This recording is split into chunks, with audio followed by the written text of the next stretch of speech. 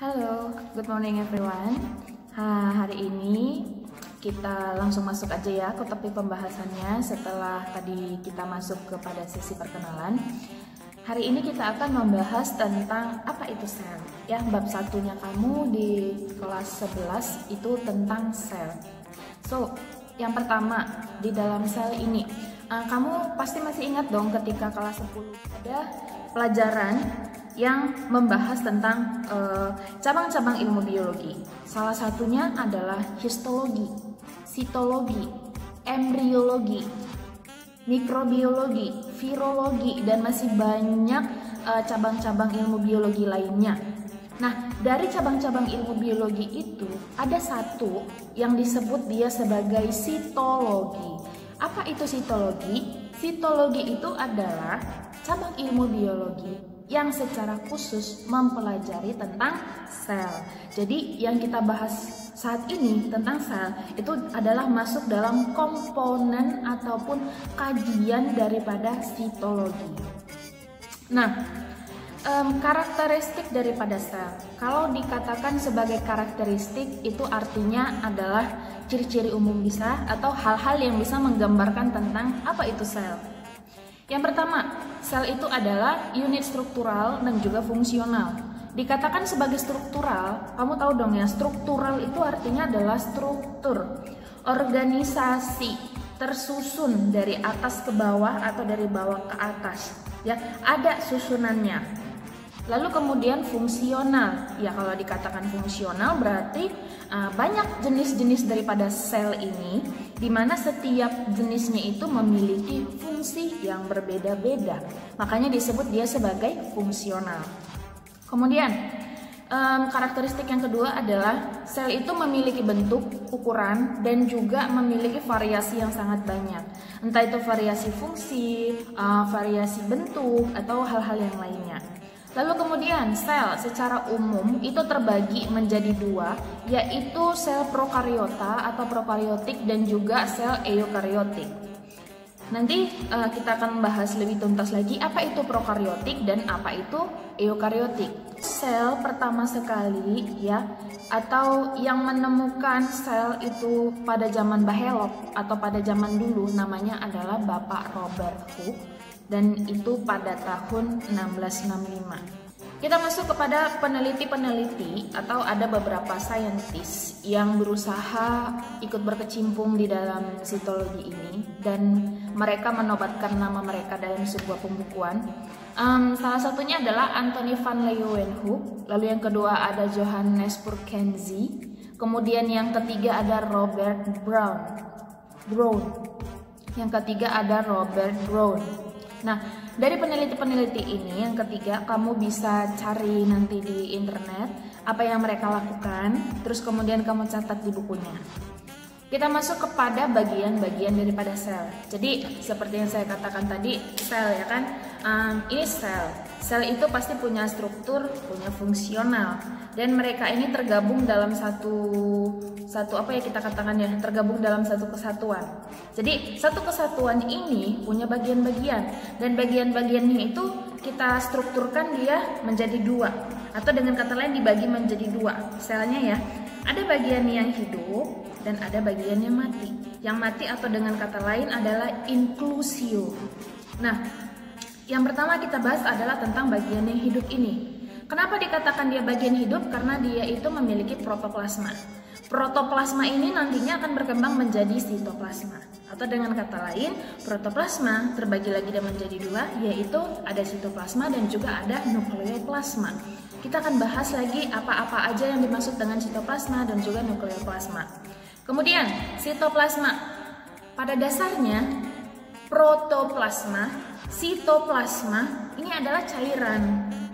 Ya, keduanya adalah cairan, di mana sitoplasma ini adalah perkembangan daripada protoplasma. Lalu kemudian cairan ini ibarat kata misalnya di tangan saya ini adalah sel secara keseluruhan ya. Ini adalah sel, lalu tangan saya keringatan atau dengan kata lain ada air, itu disebut sebagai sitoplasma. Terus kemudian di sininya itu akan ada banyak bintik-bintik. Atau dengan kata lain pori-pori. Kalau misalnya kamu perhatikan seperti ini kan kelihatan kayak ada pori-pori ya. Ini cuman aplikasi sederhana doang.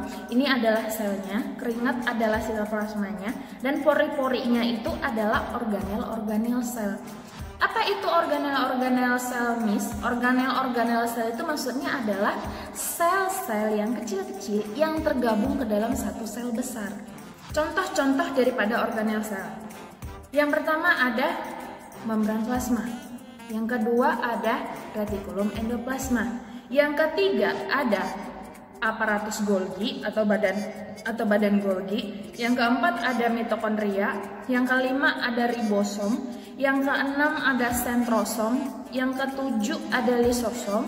Yang kedelapan ada plastida. Yang kesembilan ada vakuola, dan ada nukleoplasma. Ingat, dari katanya aja nukleoplasma. Berarti nukleoplasma ini kita pisah dia menjadi dua, yaitu nukleu dan juga plasma. Artinya apa? Nukleus memiliki cairan, namanya aja plasma. Plasma itu sifatnya cair. Berarti kan, nah kayak diselimutin gitu ya, atau nukleusnya itu berada di plasmanya itu. Terus kemudian ada asam nukleat. Nanti untuk asam nukleat ini ada bab khusus yang mempelajarinya karena sangat ribet, sangat panjang. Kelihatannya aja seperti asam nukleat, tapi sebenarnya asam nukleat ini ibarat kata itu sangat panjang, sangat banyak bahasannya. Lalu yang kedua kita masuk kepada bagian yang mati. Bagian yang mati ataupun inklusio tadi. Nah, bagian yang mati itu hanya ada satu, yaitu dinding sel. Kenapa dikatakan dia sebagai bagian mati? Karena dia itu tidak tersusun atas dia itu tidak tersusun atas protoplasma ataupun sitoplasma. Berbeda dengan dinding sel ini, sangat lambat, prosesnya sangat lambat. Kenapa bisa sangat lambat? Karena dinding sel ini tersusun atas yang pertama ada pigmen antosianin, yang kedua ada alkaloid, yang ketiga ada tanin, yang keempat ada glikosida, yang kelima ada garam nitrat, 6 butir glikogen, 7 garam oksalat. Gitu. Jadi dari ketujuh ini tuh membuat dinding sel ini ibarat kata tuh perekatnya sangat kuat, susah sekali untuk ditembus. Ya. Sekarang kita masuk kepada struktur sel. Struktur sel itu hanya ada dua, yaitu yang pertama ada prokaryotik dan yang kedua ada dia eukaryotik. Sel prokaryotik ini sendiri ya, pasti dong ada perbedaan antara prokaryotik dan eukaryotik. Jadi yang pertama sebelum kita bedakan, kita harus tahu dulu sel prokaryotik ini tidak memiliki membran inti sel ataupun nukleus.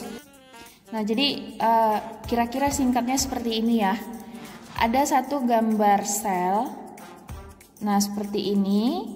Bebas aja, bisa kita buat bulat ataupun bisa juga kita buat dia seperti petak begini.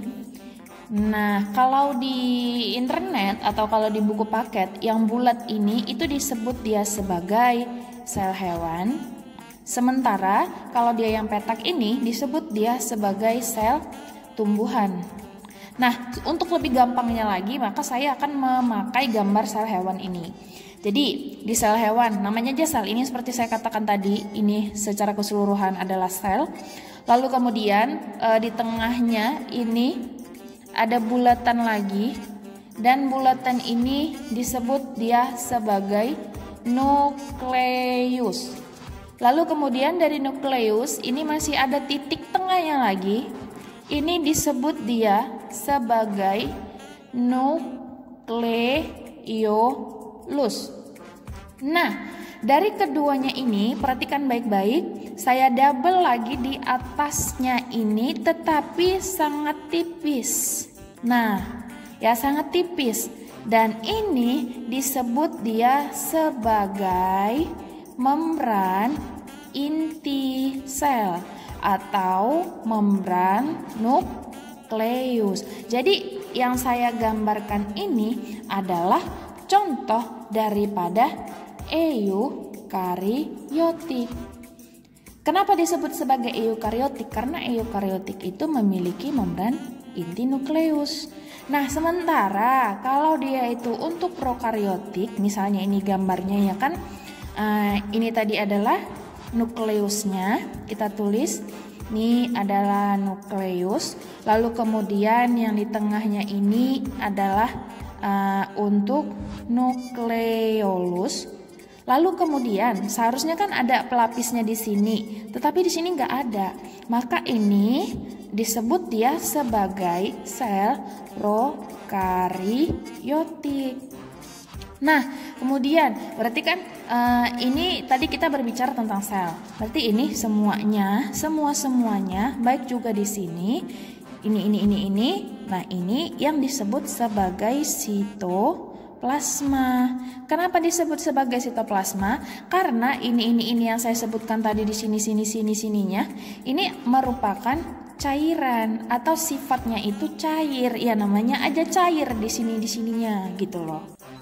Nah, jadi dari gambar singkat yang tadi sudah Lausa berikan, ya, salah satu yang membedakan antara sel prokariotik dengan sel eukariotik itu adalah kalau prokariotik dia itu tidak memiliki membran inti, sementara kalau eukariotik dia pasti punya membran inti. Nah, membran inti itu adalah nukleus, berarti kan membran ataupun sebuah selaput ataupun sebuah bagian boleh kita katakan juga yang fungsinya adalah untuk membentengi ataupun untuk membatasi daripada si nukleus.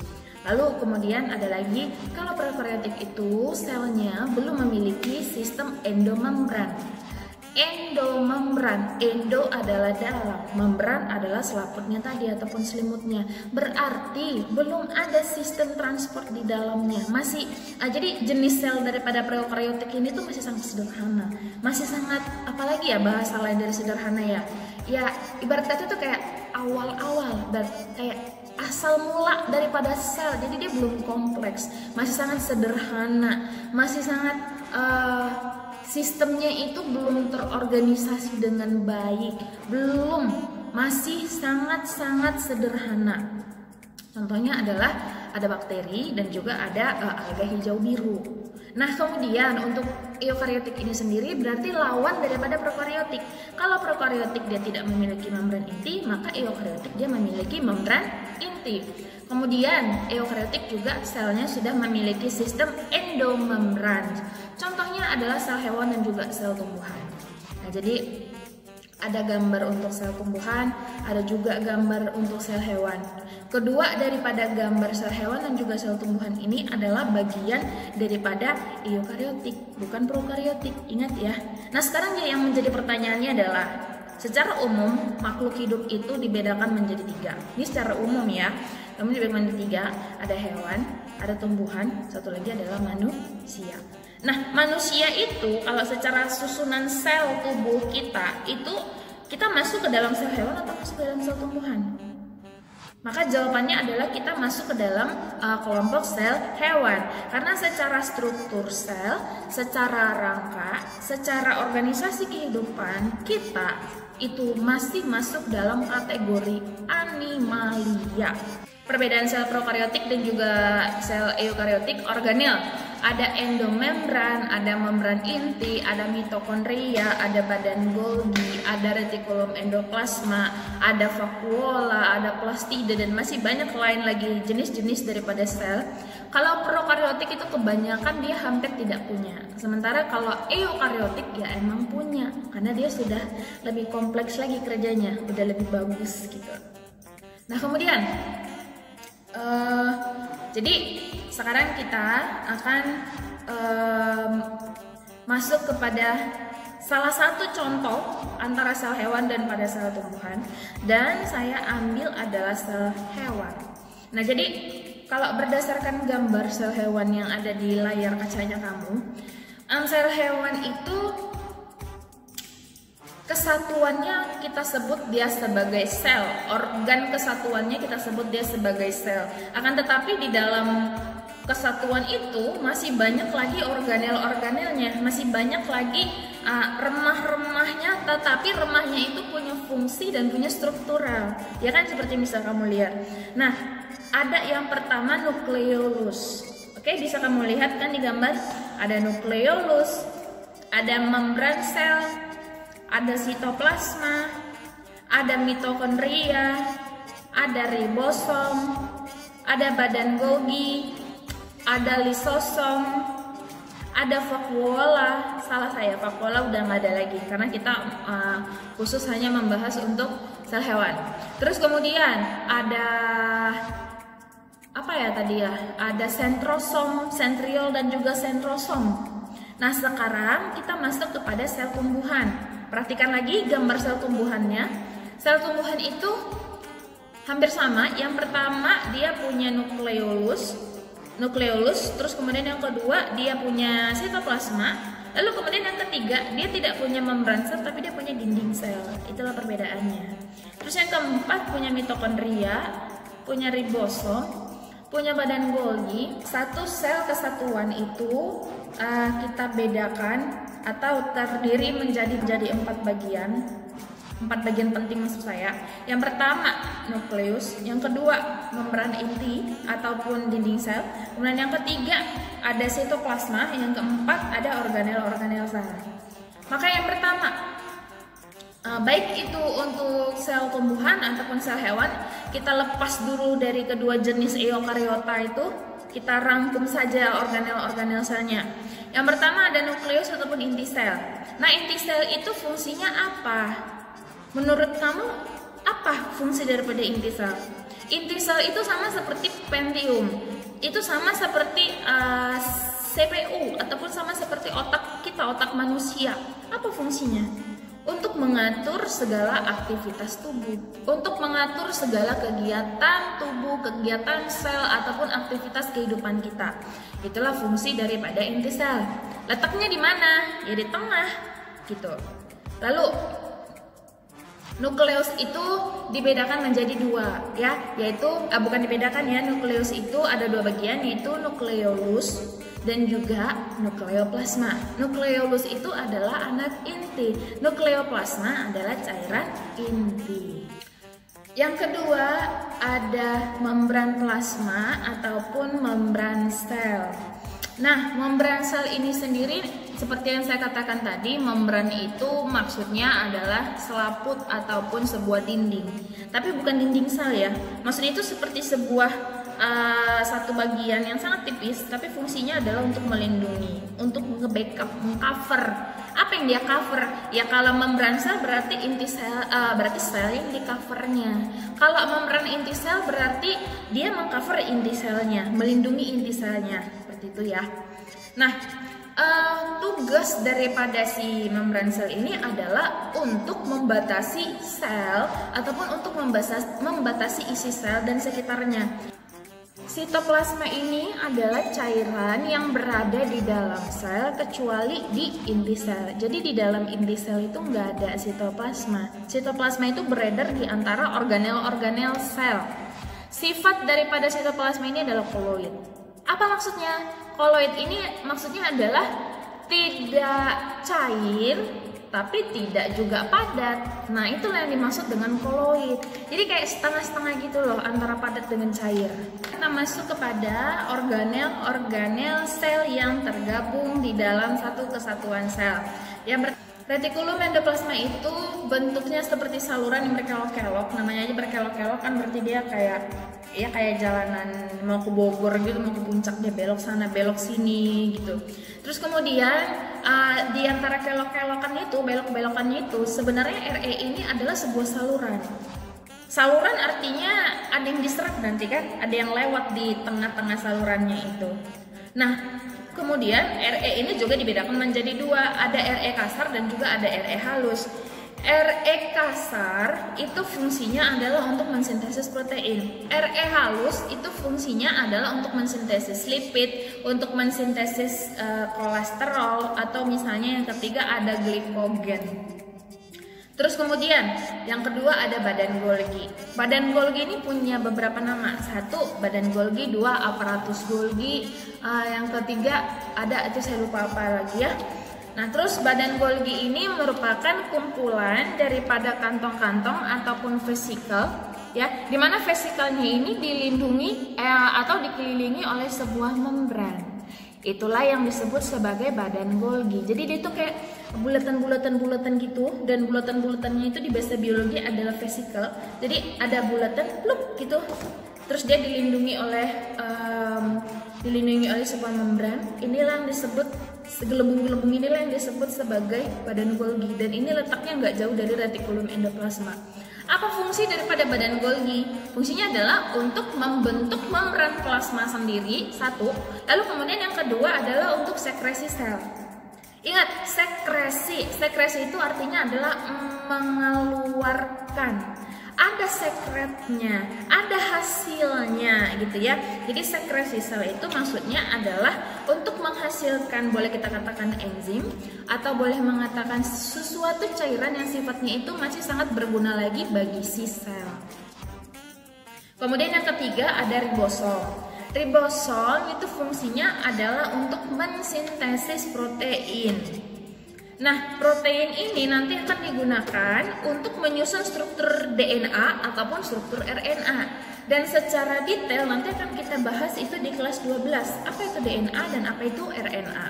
Kemudian lisosom. Lisosom ini adalah sebuah sel yang fungsinya adalah sebagai penghancur dan juga penyerap sel-sel yang sudah rusak. Jadi apabila kita memiliki luka di tubuh atau contoh misalnya kayak saya nih, mukanya kan jerawatan ya. Nah, kalau ketika jerawatnya saya pecahkan, saya pecahin gitu, berarti kan ada ngeflek dong, nanti ada flek hitamnya di sini. Yang kelihatan di luar flek hitam, tapi kalau misalnya kita putar ke dalam, yang di dalam kulit saya ini sebenarnya itu si lisosom bekerja semaksimal mungkin, seintens mungkin untuk menghilangkan agar flek hitam ini hilang. Hanya saja karena kebiasaan kita, misalnya hanya karena kebiasaan saya yang setiap hari mau korek-korek wajah, jadi pada saat si lisosom ini bekerja untuk menghancurkan, nggak taunya kita kasih lagi, dihancurkan dia dari dalam, kita kasih lagi, dihancurkan dia, kita kasih lagi. Nah, itulah salah satu alasannya kenapa jerawat orang itu jarang sekali bisa sembuh secara total, karena lisosom sudah menghancurkan flek hitamnya di dalam, terus dia serap, dia ganti dengan yang baru jaringannya. Ketika sudah ada jaringan yang baru, kita pecahkan lagi. Jadi ya gitu-gitu lagi siklusnya, nggak bisa bersih wajahnya, gitu ya. Jadi fungsi lisosom ini adalah untuk menghancurkan dan menyerap sel-sel yang sudah rusak. Lalu kemudian kita masuk kepada mitokondria. Nah, mitokondria ini sendiri bentuknya adalah bulat lonjong. Lalu kemudian sepanjang mitokondria ini terdapat beberapa matriks. Jadi matriks ini yang membuat sangat spesifik. Bisa kita bedakan yang mana mitokondria dan yang mana dengan ribosom. Lalu kemudian fungsi daripada mitokondria ini sendiri adalah sebagai tempat respirasi ataupun tempat pembentukan energi. Respirasi sel ya, sebagai tempat respirasi sel dan juga pembentukan energi. Nah, respirasi maksudnya adalah sebenarnya pernafasan. Jadi pernafasan itu nanti kan akan kita bahas di semester 2. Pernafasan itu ada dua tipenya. Ada pernafasan eksternal dari hidung masuk ke dalam tenggorokan. Lalu kemudian ada pernafasan internal. Pernafasan internal itu nama lainnya adalah respirasi. Jadi respirasi itu paru-paru dengan alveolus doang, pokoknya yang ada di dalam sini gitu. Jadi supaya nggak bingung, kenapa sih mitokondria ini fungsinya sebagai tempat respirasi. Kita masuk kepada plastida. Nah, plastida itu secara umum nih ya, plastida secara umum fungsinya adalah sebagai tempat, sebagai tempat untuk proses fotosintesis ya. Nah, jadi kenapa fungsinya bisa sebagai tempat untuk proses fotosintesis? Karena plastida ini sendiri masih dibagi lagi menjadi 5 bagian. Yang pertama ada kloroplas, yang kedua ada tilakoid, yang ketiga ada stroma, yang keempat ada chromoplas, dan yang kelima ada leukoplast. Di mana kelima-limanya ini memiliki fungsi yang berbeda-beda, dan kelimanya ini tergabung dalam satu kesatuan disebut dia sebagai plastida. Kloroplas berarti sebuah organela ataupun sebuah organel bagian daripada plastida tadi yang mengandung klorofil. Lalu kemudian tilakoid. Tilakoid ini adalah tempat untuk melakukan proses fotosintesis. Stroma, tempat menyimpan hasil fotosintesis. Kemudian kromoplasma. Kromoplasma itu mengandung kolagen. Mengandung karoten. Dan yang terakhir adalah leukoplas. Leukoplas ini adalah tempat untuk menyimpan cadangan makanan bagi tumbuhan. Nah, kita masuk ke bagian yang ketujuh adalah vakuola. Vakuola ini adalah sebuah kantung yang berisi cairan. Nah, vakuola itu terbagi menjadi dua, ada vakuola kontraktil dan ada vakuola makanan. Disebut dia sebagai vakuola kontraktil itu karena fungsinya sebagai osmoregulator. Ya, osmoregulator berarti osmosis diregulatorkan. Paham nggak maksud saya? Osmosis ini kan tekanan. Nanti akan kita bahas di sel ini juga apa itu osmosis. Jadi sebagai contoh, osmosis ini adalah proses perubahan konsentrasi dari yang rendah ke tinggi, atau dengan kata lain dari yang pekat ke rendah. Itulah yang dimaksud dengan osmosis. Terus ada kata regulator. Regulator itu kan berarti yang mengatur, regulate. Dia yang mengatur kecepatan daripada proses penggabungan konsentrat tinggi dengan rendah tadi, atau untuk menjaga agar si konsentrat tinggi ini tidak terlalu bercampur dengan yang rendah. Itulah fungsi daripada si osmoregulator ini. Ada banyak fungsinya sebenarnya. Nah, kemudian vakuola makanan. Nah, vakuola makanan ini spesifikasinya juga ada dua. Yang pertama, ada vakuola makanan pada tumbuhan. Itu fungsinya adalah sebagai tempat penyimpanan cadangan makanan. Terus yang kedua, vakuola makanan pada hewan. Hewan juga punya vakuola makanan. Dengan kata lain, kita juga punya vakuola di dalam tubuh kita ini. Tuh. Nah, vakuola makanan pada hewan fungsinya adalah untuk mencerna makanan, lalu kemudian mengedarkan hasil pencernaan. Jadi kayak diedarkan ke seluruh tubuh kita. Terus yang terakhir adalah dinding sel. Nah, dinding sel ini tersusun atas zat pektin atau tersusun atas selulosa juga bisa. Dimana sifatnya selulosa ini dia tebal, kuat, tidak elastis, kokoh. Jadi emang fungsinya adalah untuk mempertahankan struktur supaya tidak goyang, supaya tidak fleksi, itu nggak boleh. Itulah dinding sel daripada tumbuhan. Fungsinya yang ya tadi seperti yang Lausa katakan, yaitu untuk menjaga struktur daun agar tidak berubah. Oke, jadi materi kita untuk penjelasan tentang sel setengahnya sudah selesai Lausa buat secara singkat, padat, dan jelas ini ya. Sebenarnya materinya sangat banyak, tetapi khusus menjurus ke UN aja sebenarnya ini yang saya berikan ke kamu. Lalu kemudian apa yang saya jelaskan tadi ya, apa yang Lausa ceritakan dari awal sampai akhir, silakan kamu catat di buku catatannya.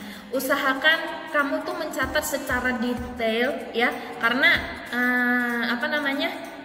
ingat, semakin naik kelasnya kamu itu sama artinya dengan semakin sulit pelajaran kamu. Berarti cara belajar kamu pun harus kamu tingkatkan lagi. Kamu nggak boleh cara belajarnya itu sama ketika kamu kelas 10. Kalau kelas 10 mungkin kamu bisa ngasal-ngasal nyatet atau ngasal-ngasal aja belajar, tapi ketika kamu kelas 11 saya harapkan kamu jangan ngasal.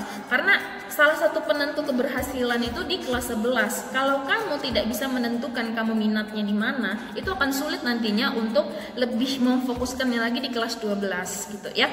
Jadi saya tidak mengharapkan kalian semua bisa suka terhadap biologi, tetapi yang saya harapkan adalah tetap fokus, lakukan yang terbaik. Terus kemudian kalau saya katakan catat, silakan kamu catatlah dengan baik, sedetail mungkin, seakurat mungkin. Bila perlu apa yang Lausa katakan itu ada semua di catatan kamu, karena itu sangat berguna buat kamu suatu saat nanti gitu.